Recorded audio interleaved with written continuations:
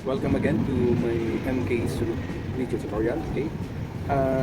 Right now, papakita ko sa inyo isa sa mga magandang intercom and doorbell system na pwede nyo install sa bahay nyo or yung mga gustong mag-set up ng doorbell system.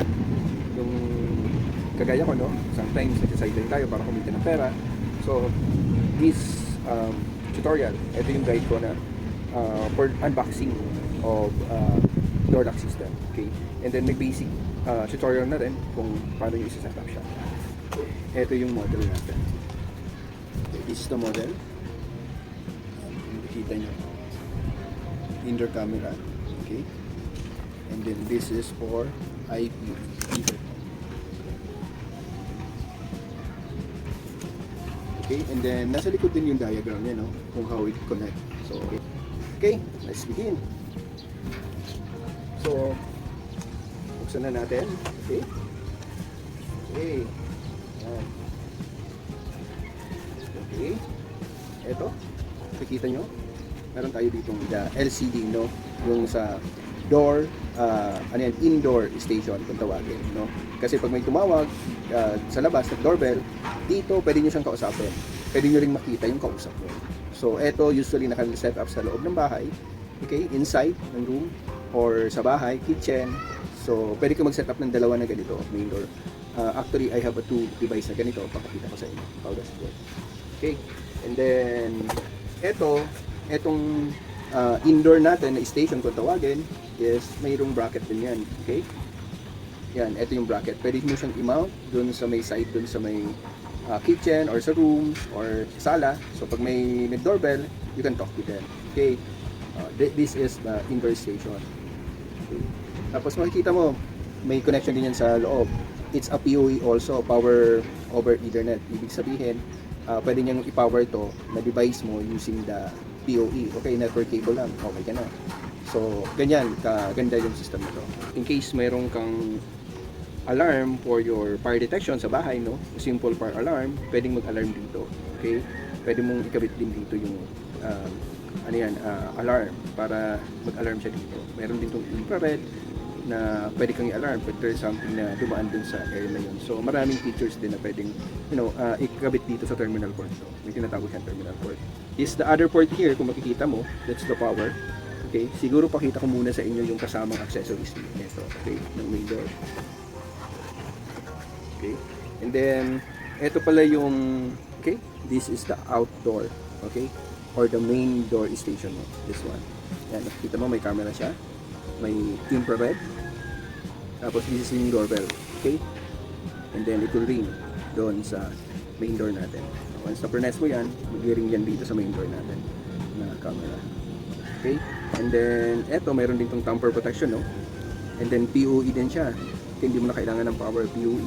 Meron din tong card, once wala kayong NBR, hindi nyo siya i-connect sa NBR, pwede kayong maglagay dito ng TF card, okay, SD card dito, okay, para mayroon kayong recording dun sa labas nyo, okay, mag-serve na rin siya as your CCTV camera dun sa main door mo.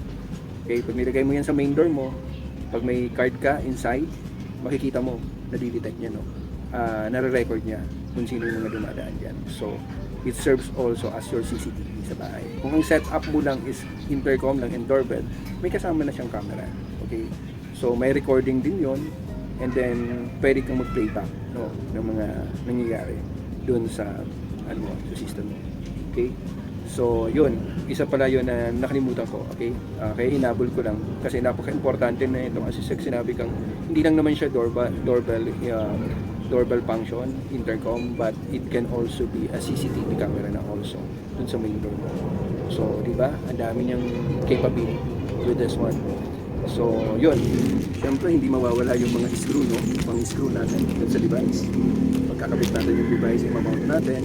And then, may mga kasamang kit, may mga kasama siyang guide, para pag ikakabit mo to, ididikit mo lang to doon, and then may sign na dyan kung saan ka mag-drill.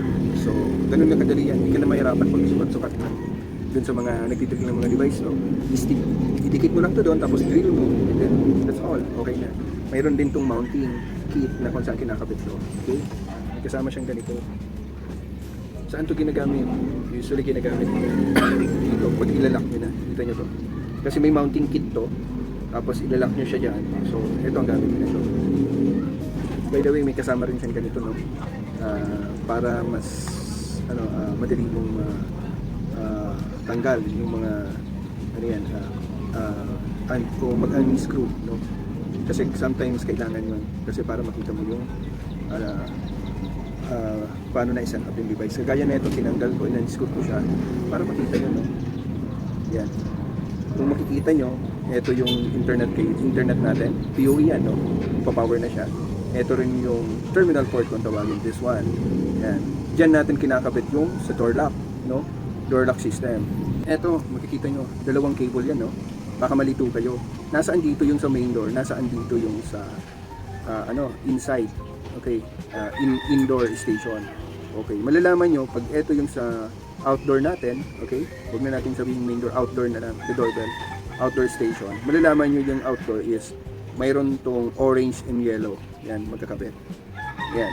Yan yung para sa outdoor natin. Tandaan nyo yan kasi may mga kanya-kanyang config yan. Dapat tama ang makuha yung wire. Kasi pag nagkamali kayo, actually, eto, pwede rin itong pumasok. Yung sa indoor na to, pwedeng pumasok dito kasi parehas siya. So, parehas ang connectivity niya, but the color coding, magkaiba siya. So, may guide naman yan, the user guide, pwede nyo i-download. Makikita nyo kung ano talaga ang tama. Pero ngayon, ini-explain ko lang sa inyo na ito pang outdoor to. Ito may makita kang orange, yellow and orange na nakadikit na ganito. Yan, yung may parang take this one. Yan. Yan yung pang outdoor natin dun sa doorbell. So, i-connect mo lang yan dito. Yan, okay na. So, may makikita ka diyang power din. Kung hindi ka gumagamit ng PoE. So, guys, yan. Ito, pwede mo itong i-connect dito sa power mo. Okay? Tapos, kabit mo yung power adapter mo. Right? Diba? Red, black. Ganun lang naman yan. Sa power. Dalawa lang yan. The negative and positive niya. Connectivity. Tapos, the adapter, no? Kabit mo lang dito si adapter. Parang ganyan na magiging setup niya. Tanggalin ko muna to pang indoor yan, no? Yan. Kung makikita nyo guys, ganun lang siya. Eto. Yan, eto. Kakabit nyo siya dito. Yan. Red, tapos black.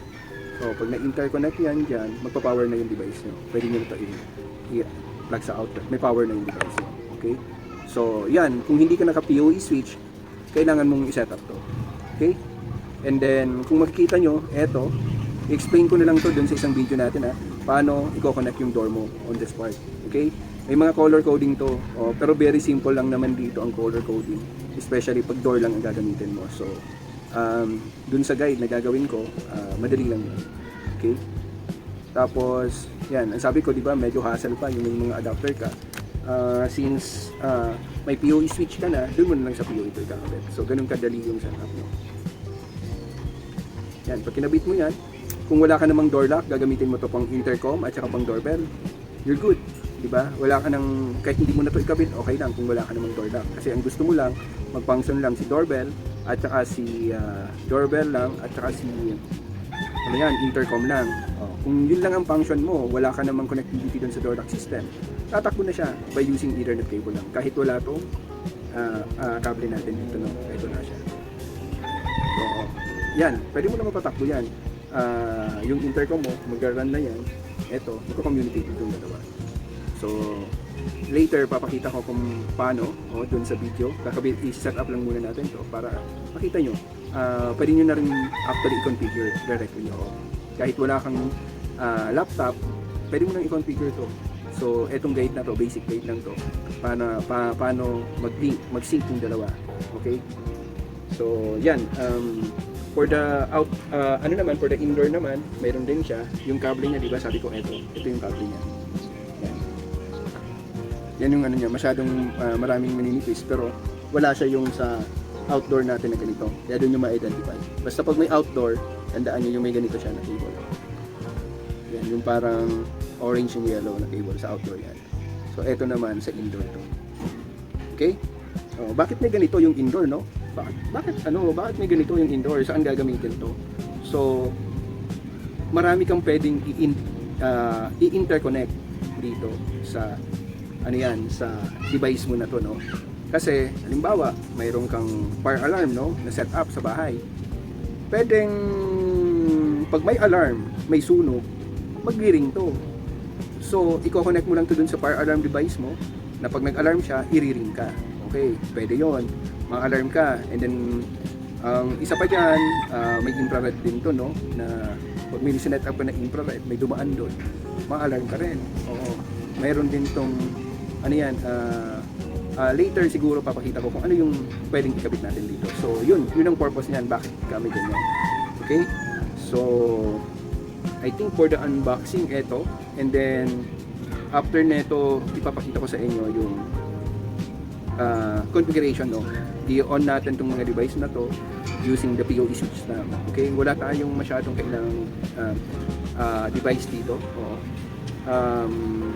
Then, at least, mag-guide lang kayo kung paano yung magiging setup. So, this one, naka-network siya. Okay? Bakit? Bakit mas maganda siyang naka-network? Kasi, ganito, halimbawa, nagka-problema yung wireless device mo sa bahay. Oh, hindi gumagana yung wireless ko, nasira. Mag-work pa ba si intercom mo? No? Siyempre, once na nasira yung device mo sa bahay, yung router mo sa bahay, hindi na siya mag-work kasi naka-wireless ka.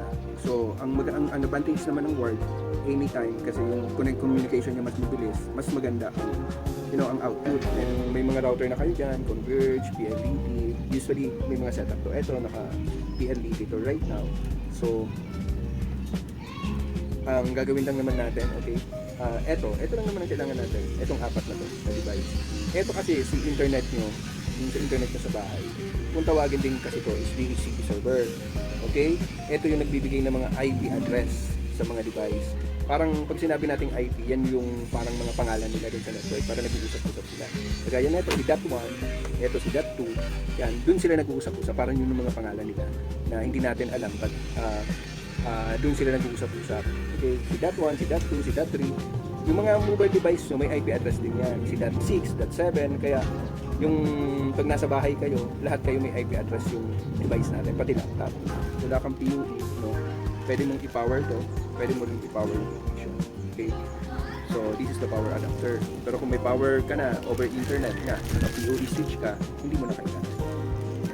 Yung PoE switch, right? Na-discuss ko na yung unboxing ng PoE switch. Kung gusto yung malaman how does it work, check my video.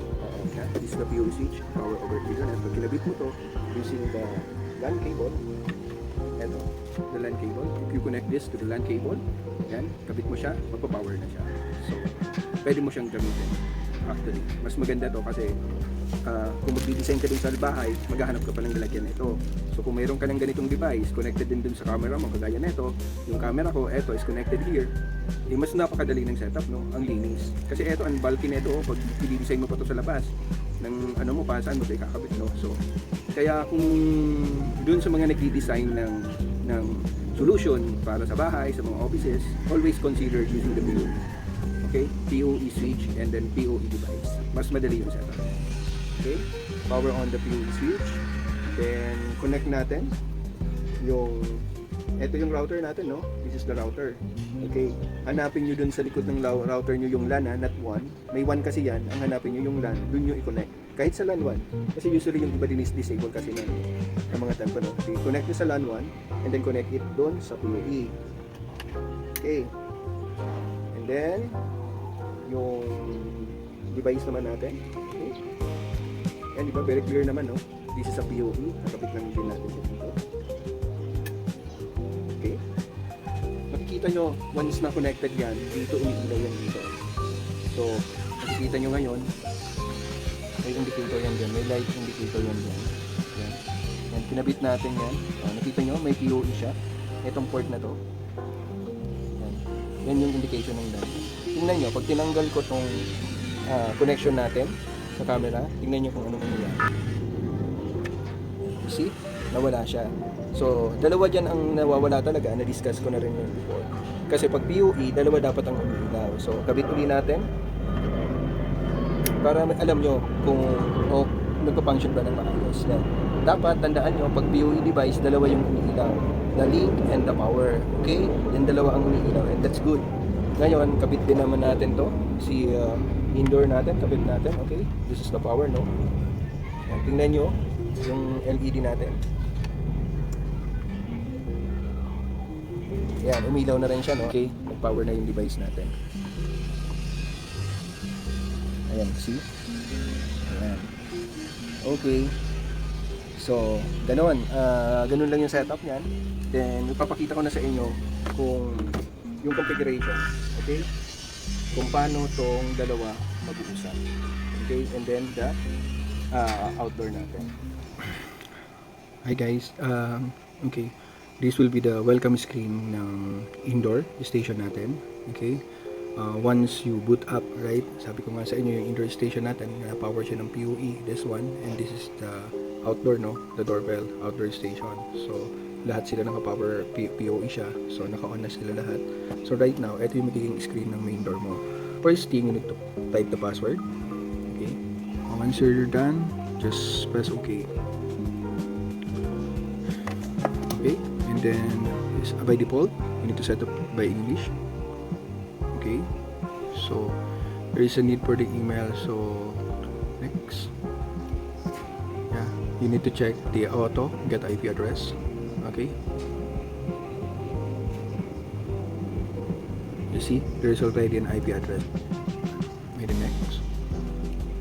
Okay, device type, indoor station, room number. You can assign room number, for example this one.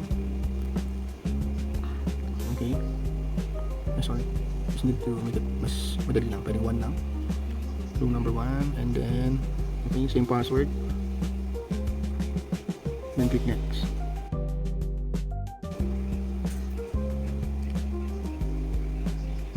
Yeah, we can use, sabi ko nga, this is a Wi-Fi enable, no?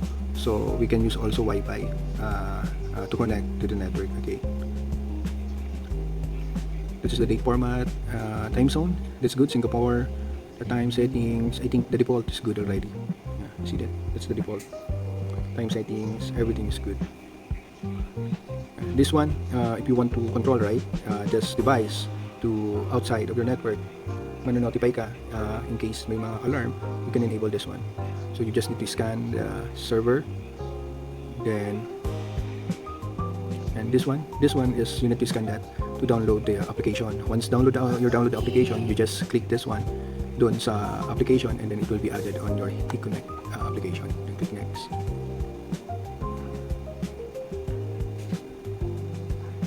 For now, disable muna natin para makapag-proceed tayo kasi there is need for a verification code to make this work. So, sige, later na lang. We can do that later.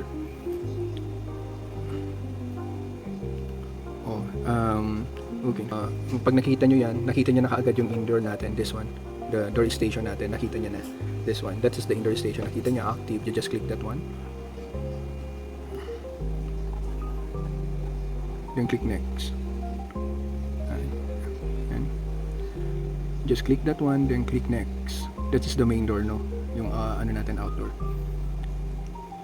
Then finish. Okay? And then you need to wait for the pairing. So, ganun lang siya kadali. Kung makikita nyo yung setup, once it was paired already, you can already use the doorbell function and then the intercom function. It's just easy, right? Okay, yeah, it's done. Start. Okay, it was configured already. This is the device. We need to try to call, right? Oh, you see? Hi! So, yan, may camera yan. Kita mo na kaagad yan. Okay? And then you can answer the call. So, ganun guys, napakadali lang, no? Napakadali lang ang setup. Okay. So, in just a few minutes, na-setup nyo na kaagad to, na device. So, may mga special configuration yan, but I'll guide you right in the next setup natin. Ang tanong, right now, I have one indoor and one main door, no? So, paano if gusto ko pa magkabit ng isang outdoor, gusto ko pa magkabit ng isang extension ng indoor, posible ba yon? So ngayon ipapakita ko sa inyo, I have another device like this. Pwede natin gawin siyang dalawang indoor. So pwedeng yung isa sa kwarto, yung isa sa kitchen. Okay, just wait for a moment, kukonect lang natin yung device.